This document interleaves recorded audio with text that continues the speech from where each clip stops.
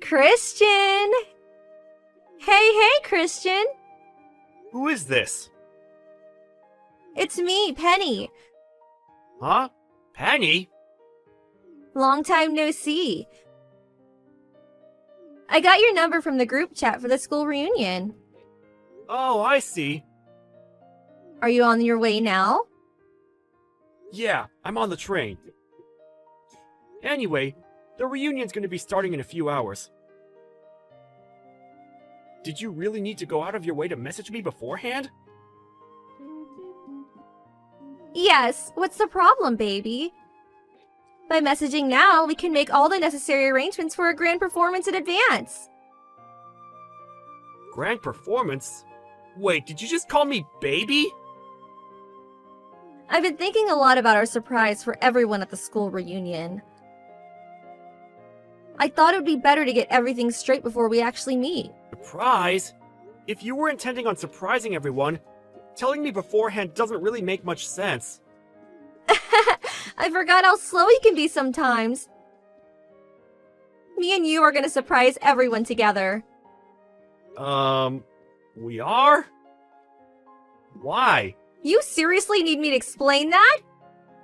Yes, I really need you to explain.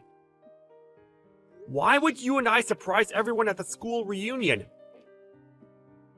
None of what you're saying makes any sense. We might have been in the same class at school, but I can count the amount of times we spoke on one hand, and we didn't even hang out in the same groups. Oh, I give up. You just don't get it, do you? The fact we didn't really speak back then is exactly why everyone's gonna be so surprised. I still don't have the foggiest idea what you mean. Anyway, what's the surprise? What's the surprise? Cut it out, Christian. I'm starting to think you're teasing me now. There's no way you're this dull. The surprise is our engagement announcement. Say what now?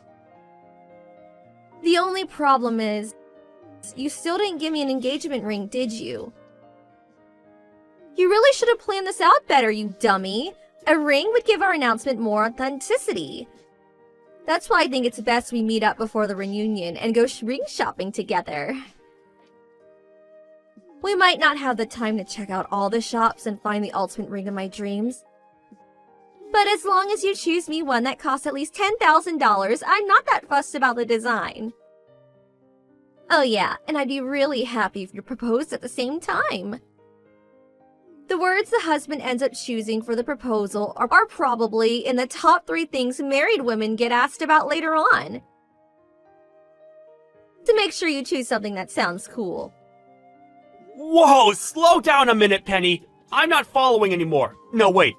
I was never following. Why do you think you and I are getting engaged all of a sudden? Is this some kind of late April Fool's Day joke? Huh? We haven't seen each other a single time since we graduated high school, and barely even spoken to each other, let alone dated before that. You're right.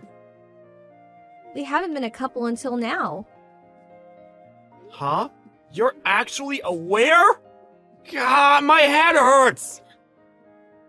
How can you be aware that we've never been together and yet still be talking such nonsense? Nonsense? You're the one talking nonsense, baby. You worked so hard since we left high school, so you might one day be able to make me yours. I really admire that, you know? Huh? I know everything, babe. You're the CEO of a major company now, right? Well, yeah, I am, but... Exactly. So surely you must remember how that time we spoke back in high school, I said if I'm gonna marry anyone, he better damn sure be a CEO. I don't know anything about that. You don't need to get all shy with me, you know. I know the reason you worked so hard and became the CEO of a major company. It's because you etched my words into your heart and swore to one day fulfill them and become the man I needed you to be. It must have been really difficult for you not having a chance to propose to me since we haven't seen each other in so long. That's why I'm so stoked about this school reunion. It's a perfect opportunity. I'm really glad our old teachers decided to host it for us. No. That is so wrong. You're making a misunderstanding of such epic proportions here that I'm actually lost for words. How is this possible? Stop it, Christian. I just told you don't have to be shy with me. You're surprisingly naive for a man of your position. It's funny, I never looked at you romantically at all back then. You were always just that shy, gloomy kid with that nerdy, thick-rimmed glasses. Honestly, probably the last guy I'd have gone for. I can only imagine how hard you had to work to become the man you are today, so you being with a shot at my hand in marriage. All I can say is, wow, babe, wow! I told you! That's not why I'm a CEO! My career had nothing to do with you! Plus, I'm married. You're what now? Oh, I get it. You're so silly. Is this your way of proposing? You always were a little idiosyncratic. Huh? You don't propose to a girl by text message, you doofus. You have to do it properly, in person, like a man. Down on one knee, bouquet of roses and $10,000 wedding ring in hand. Will you marry me? That's how it's done. Oh yeah, that reminds me. Since everyone will be together, why not use the school reunions as your opportunity to pop the question? It'll be spectacular, like something out of a movie. Like I told you, I'm already married. That means I have a wife. Yeah, I get it. You're shy and trying to hide your embarrassment. I actually find it cute, sweetie. I'll be arriving at the reception hall really soon. Make sure you buy my bouquet of roses and $10,000 engagement ring before you get there, okay, baby? You've got this all wrong, and I will not be complying with your demands! Oh yeah, I almost forgot. My ring finger's a size 8. I don't care! Okay, sweetie. See you at the reception hall soon. Listen to me! What the hell, Christian? You have a wife called Bridget? Why are you messaging me when we're in the same reception hall? There's no way I can speak to you directly after you embarrass me so badly. I want to crawl into a hole and disappear. Do you enjoy embarrassing me? Do you have any idea how it feels to have your heart broken like this? This is a very unique variety of embarrassment that I give you every opportunity to avoid. What? You made the most absurd understanding of all time, and now you're self-destructing all on your own! Misunderstanding? What did I misunderstand? If you need me to explain that, you might actually be beyond help. To tell you the truth, I never intended to announce my engagement to Bridget in such bold fashion in front of everyone like that. If anything, we're pretty private people. Our original plan was to keep it between our close friends and family. But you had to go off and arrive at the reception hall early and give everyone false hope that something big was about to go down by telling the organizers that a huge surprise was going to be announced. You gave me no choice but to announce my engagement to Bridget in front of everyone so people wouldn't be confused. Anyway, how the heck did you get from I worked hard to become CEO to I worked hard to become CEO exclusively so I could marry you? I don't understand your thought process. I've examined it from every possible angle I can think of, and it still doesn't make sense. No matter what you say about the marriage, I know you have feelings for me. Surely you at least won't deny that. Huh? I was the most beautiful, the most popular girl in school. There's no way you didn't have feelings for me. Admit it, Christian. Once again, I have absolutely no idea what you're talking about. Speaking frankly, I was way out of your league. The tallest, most beautiful, most vibrant rose in the entire orchid. Every guy on campus wanted to pluck me. And you go off with some miserable, pathetic weed named Bridget, growing alone in the corner, all shriveled and weedy and stuff? It makes so little sense, it's criminal. Which part is criminal? We love each other. I just told you. Don't make me repeat myself. It's me you should have feelings for. Listen, baby, we can still make it if we hurry.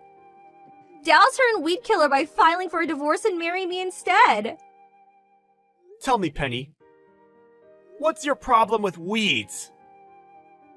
Huh? What, LOL? Weeds are ugly. Who likes weeds? Raised by a single mom, broke ugly, I can't think of one good thing she has going for her. She's the very definition of a weed. I bet you find her picture if you looked up weed in the dictionary. What does that make you then?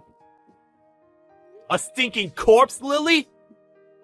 What?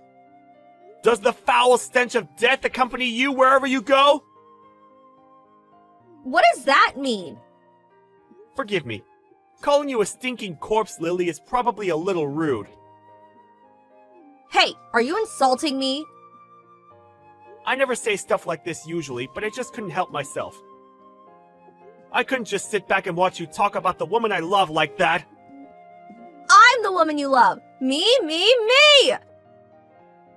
I just told you you'll be breaking up with her, did I not? I'm a more suitable candidate for the CEO's wife. Me. The CEO's wife, huh? It appears part of your misunderstanding stems from a severe lack of information, so allow me to make a few corrections. Huh? Firstly, raised by a single mother? Wrong. Second, broke? Wrong. Neither of those apply to Bridget. Wait, what? Want to know how I became CEO? I inherited Bridget's dad's company. What? Bridget was the president's daughter. But I heard she was raised by a single mom. Single dads are a thing too, you know. And just because someone's raised by a single parent doesn't mean you can make assumptions about their financial situations. Looking down on people based on baseless prejudices like that is only gonna come back to bite you. I think you should be more careful with the judgments you make about people from now on. I mean, take today for example. You're super embarrassed and probably feel like a complete moron. Why? Because you view the world through a misunderstood, prejudice-based lens. Anyway, that's enough of you. Huh? I want to go talk to my old classmates. I've already wasted enough time on my phone with this ridiculous back and forth. See ya! Wait! No, Christian, don't leave me! And that was the story of my encounter with a woman so disturbingly misunderstood that it bordered on the terrifying. All I can say is, wow, wasn't it just surreal? I barely interacted with Penny at all back in high school. But even then, I knew she had a reputation as an arrogant narcissist who looked down on everyone because of her good looks, and people tended to keep her at a distance. It seemed like she was under the impression that people felt uncomfortable being around her at the reunion because she was so out of everyone's league. But immediately after we stopped messaging, she soon hightailed it out of the reception hall. I blocked her straight away, so I can't say what happened next. But according to one of the event organizers, who contacted her afterwards to chase her up on her unpaid ticket fee, she'd given up on her search for a husband, an endeavor she'd been firmly committed to before, and is now living a life as a lonely, isolated NEET at home. Something tells me something inside her broke when she was hit by the reality of the outrageous misunderstanding she made. Hey, Molly. So what's going on with Steve's funeral? Oh, hey, Dad. Perfect timing. I've been meaning to talk to you. If you've got something planned, then hurry up and tell me when it's gonna be. Unlike some people I know, I have a life. Yeah, I was just about to send you the details. The visitation is going to be this Friday from 6 p.m. to 8 p.m., and the funeral will start at 1 p.m. the next day. Got it. Hey, Dad? I'm only saying this because I remember what happened at Mom's funeral, but please, Dad, can you please not make any inappropriate comments about your business relationships at Steve's funeral? Like, about primary contractors and subcontractors and all? What are you saying? Well, your company doesn't have any direct connections with my husband's company, but you do share some of the same clients, right? Basically, there are probably going to be some people at the funeral from companies that you've met before and do business with. So before you come, I'd just like you to keep in mind that anything inappropriate that you say or do at Steve's funeral will probably have a much bigger impact than what you did at Mom's funeral. I don't get it. What's your problem? I mean, you have this thing about business relationships. Like, primary contractors are the most important and subcontractors are just underlings or something. Yeah, and? Your point? People need to know their place in this world. Yes, that's certainly true about some things. But you're choosing a very specific and very, outdated issue to focus on, is what I'm saying. Remember, my husband's parents lost their son when he was just 25 years old, and the funeral is supposed to be a place where they can say their proper goodbyes and find some sense of peace. Please, Dad, I'm begging you, don't go saying anything untoward to them during the funeral, okay? Dad? I was very explicit when I talked to you before. Would you mind explaining why you screamed, "Know your place, peasant," at the representative of one of your client companies and kicked him out of the church? Huh? Oh, you mean that little upstart from Arthravale Manufacturing? That pathetic little factory outside of town? That place is a subcontractor of one of my subcontractors. We got a big deadline coming up. Who does he think he is showing up at a funeral when the only reason he even exists is to meet that deadline? I don't believe this. Oh yeah, and about your husband. Just because he went and kicked the bucket doesn't mean I'm gonna let you live off my money again. You got that? What? I don't want you to ruin our family's reputation by coming back to live with us because you can't make it on your own. If you need help, go and live with his peasant family. Excuse me? What is going on with you, Dad? What do you mean, live off your money? I'm just making sure you don't go and get your hopes up, that's all. I spoke in plain English, so I won't let you pretend that you don't know what I'm talking about. No, Dad. I have literally zero clue what you're talking about. Then how about this? I'm disowning you. Huh? Don't ever show your face around my house ever again, little girl. You're no daughter of mine. Oh, so I don't have to go see you anymore? Have to? You're saying I don't need to come visit you on holidays like Christmas, Easter, birthdays, that sort of thing? Well, yeah, you're not allowed to come visit me. I really don't get what your angle is with this, but your terms are acceptable. Thanks for letting me know you're cutting ties with me, Dad. That saves me a lot of trouble. Hold on. Mom's sister took all of her things from your house after she died, and I don't have anything of value left over there, so anything that's still there can be thrown away. Really, you've just saved me the trouble of disposing of a lot of old junk. I was dreading having to do that by myself. Molly? Let me just say this, Dad. You've disowned me of your own volition. I'm not your daughter anymore, you're not my father anymore. So don't come crying to me for help when everything comes crashing down around you. Goodbye. What the?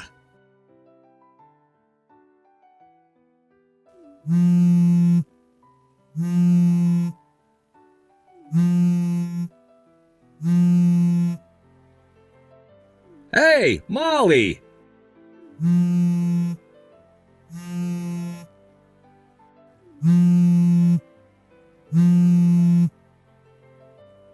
What's going on? What's the meaning of this? You're remarried? When did this happen? What do you mean? My husband is my first and only husband. Wait, what? But that doesn't make sense. Steve's dead, right? Like dead, gone. But now I'm reading in this interview online that your husband is the next in line to be the CEO of Straver Industries? Oh, yes, my husband is set to be the next CEO of Straver Industries. But what does that have to do with Steve? I really don't see what the relevance is here. Huh? Your husband has only been dead for a week. You should be in mourning, but you're already remarried to some wealthy, powerful businessman? What? My husband is as healthy as a horse, Dad. I don't think I've ever seen him catch a cold. I've been married to the CEO of Straver this whole time. Are you drunk or something? I saw you at the funeral. You were clinging onto the casket, crying your eyes out. Oh, that? That wasn't me, Dad. That was the woman who spent so much of his money that he divorced her, his ex-wife. I'm very confused. Well, it had only been about 3 months since they got divorced, so I thought she deserved to know about his passing and the date and location of the funeral. Looks like she never really was able to get over him. I felt pretty bad for her. She absolutely fell apart in front of everyone. I'm still confused. This ex-wife, who is she? You know who she is. She's our very own prodigal daughter.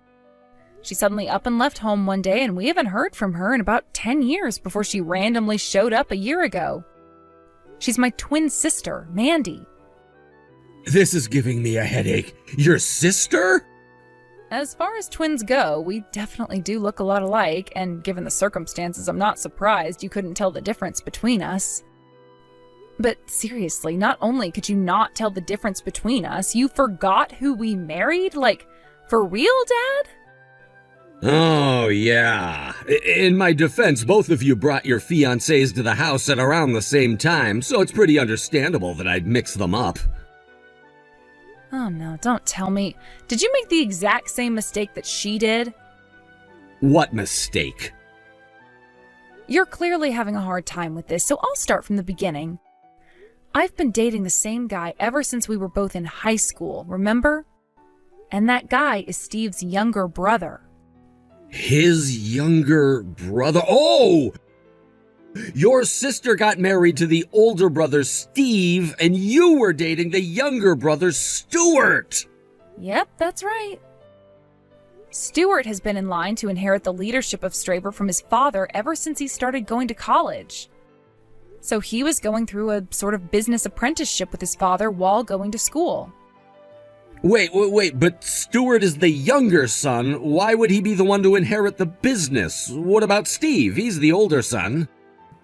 Well, their dad had a long talk with the both of them about what their goals were for the future, and in the end, Steve decided that he would rather forge his own path in life, so it was decided to pass the company on to Stuart.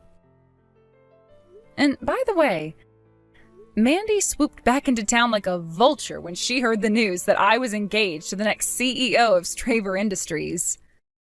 But it seems that, just like you, she also operated under the assumption that the firstborn son would be the one who got the company.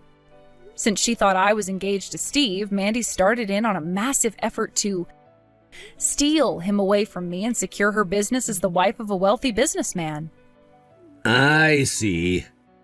She managed to win his heart, and they even got married in short order.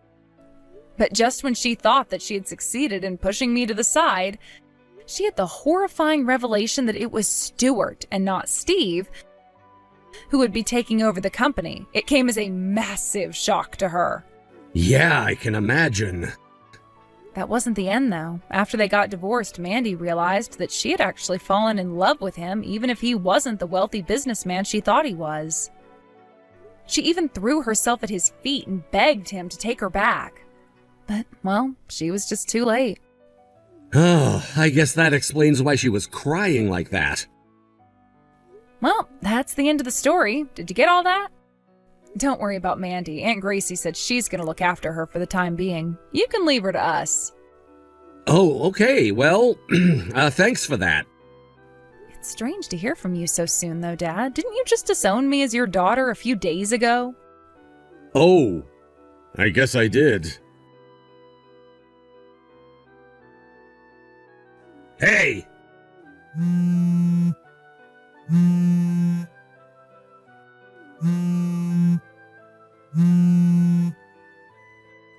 What do you want now? It's about my subcontractor, Arthravale Manufacturing. Okay, what about them? Their president is the younger brother of the chairman of the board of Straver Industries? Yeah? Yeah, well, why didn't you tell me about that? Good grief, Dad, you really didn't know? Straver's chairman's brother founded Arthravale after retiring from Straver with the explicit purpose of training up new talent to support the industry's future. It was all in the papers. It's intentionally kept as a small-scale operation due to its purpose as a training company. So they typically only do small order subcontracting orders. It's their bread and butter. Seriously, I thought this was common knowledge for the local business community. I had no idea. Oh, for the love of... So you really didn't know then? Oh no, what am I gonna do now? Okay, I'll bite. What's the matter, Dad? I've got to figure out some way to make it up to Arthravale's president. I think I know what's going on, but go ahead and spell it out for me. I've been getting call after call from clients the last few days saying they're cutting off our business relationships. I was completely floored when one of our biggest clients said that, and when I asked them why, they said that they had heard about my behavior at Steve's funeral the other day, and they didn't want to be associated with someone who made such inflammatory remarks anymore, so they're cutting ties. Yeah, that's what I thought you'd say. But it doesn't make any sense. What did I say that was inflammatory? You still don't get it? Arthravale is a small-scale operation, but the technicians who train there go on to take on important roles at multiple manufacturers all over the region. There are even some alumni who have gone on to launch massively successful companies of their own. Wherever they end up, though, the common thread between everyone who works at Arthravale is that they are fiercely, passionately loyal to the company. Which brings us to the question of what was so inflammatory? At the funeral for a young man who died at 25 years old, you shouted at an Arthravale representative as if you were some kind of medieval noble lording over the local serfs. You ticked off a lot of people that day, and given how loyal Arthravale alumni are, it's only reasonable that the ones in position to do so would make moves against you and your company. Oh no. I had no idea what sort of place Arthravale was. If I had known, I never would have said those things about them. You shouldn't have said those things regardless of who you were saying them about. Have you no common sense? Of course I do. No, Dad, the way you're responding to this is basically proof positive that you do not. If you did, you wouldn't have put yourself in this position in the first place. Come on, Molly, you've got to do something about this. Huh? Why should I? Isn't it obvious you're married to one of the most influential business families in the state? That makes me the father-in-law of the next CEO of Straver Industries. I'm in a way stronger position than the president of Arthravale. If I use my relationship with you as leverage, I can get that old geezer to do anything I want. You can save my company. I hate to tell you, Dad, but I doubt that would work even if I tried. Why, though? Because it's not just my husband. The entire corporate philosophy of Straver is uniting with firms both big and small within the industry to form a mutual support network. In short, they hate businessmen like you. No. You really have no ground to be complaining to me in the first place. Please, Molly, can't you do something? It doesn't have to be out in public, can't you? Just kind of give him a subtle threat behind closed doors? No, I'm not a jerk, but seriously though, did you forget again that you disowned me? That's not important right now. It kind of is, but even if you were still my father, I would never do such a dirty, underhanded thing for you. Goodbye for real this time. Molly, wait!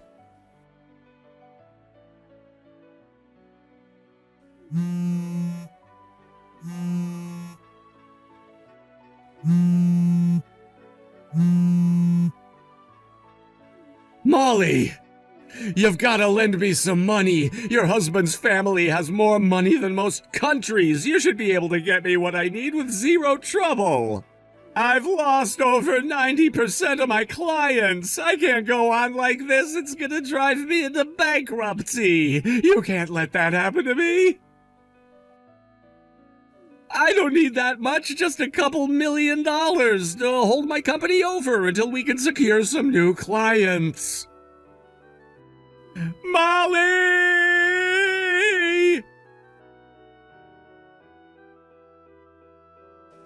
The only reason I didn't block his number after he disowned me as his daughter was because my father-in-law, the current CEO of Straver Industries, personally requested that I did not do so. As I mentioned before, my father-in-law and my dad never had any direct business connections. But seeing as though both me and my sister married into the same family, they've met each other on a few occasions.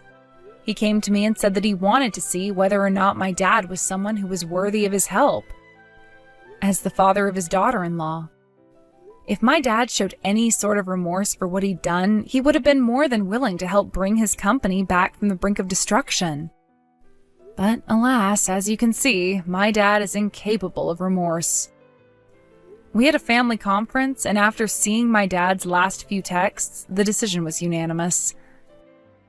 Let him take care of himself. My dad's company went bankrupt a few weeks later. He was up to his eyeballs in debt. And with that personality of his, he didn't have any friends left who would be willing to save him. While rusty, he did still have some skills left from his days as a regular employee in a local factory. So he had no choice but to use those skills to start over from the bottom while desperately trying to pay back his debts.